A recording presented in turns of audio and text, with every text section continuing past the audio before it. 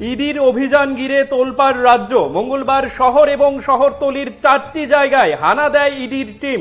প্রথমত খয়েরপুর স্থিত সিপিআইএম নেতা পবিত্র করের বাড়িতে ইডির টিম হানা দেয় তার ভাগিনা উৎপল চৌধুরীর কারণে।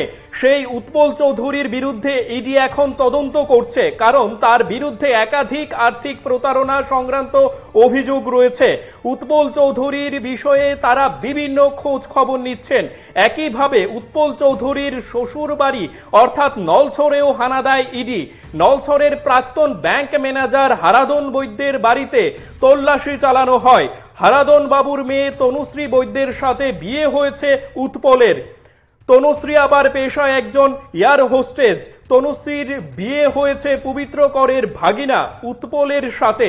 অন্যদিকে আগরতলা বাঁধারঘাট বিধানসভা কেন্দ্রের অন্তর্গত 51 নম্বর বুথ সভাপতি পরিতোষ ভৌমিকের ভাড়াটিয়া মিহির দেবনাথের ঘরেও হানা দেয় ইডি।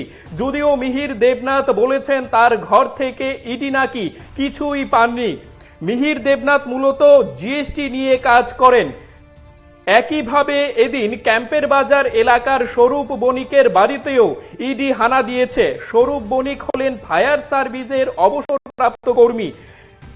একটি বেসরকারি সংস্থার ম্যানেজার হিসেবে কর্মরত থাকাকালীন তিনি প্রচুর পরিমাণ টাকা রোজগার করেছেন বলে অভিযোগ।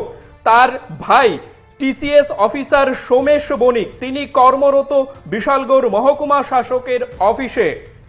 এ বিষয়ে মিহির দেবনাথ কি বলছেন শোনাবো একবার।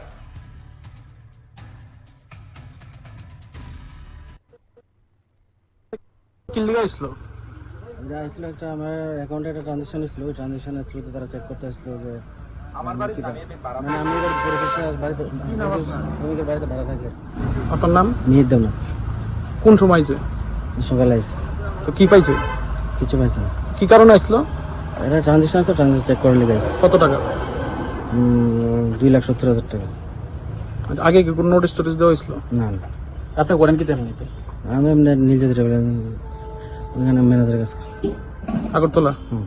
আপনি কোন বাড়িতে থাকেন? পরিতোষ ভৌমিকের বাড়ি। আপনার নাম? আমি মিহির দেবনাথ।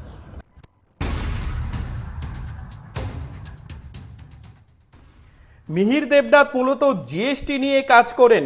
এদিন সাংবাদিকদের মুখোমুখি হয়ে তিনি বলেছেন ইডির টিম তার বাড়িতে অভিযান চালিয়ে কিছুই পায়নি।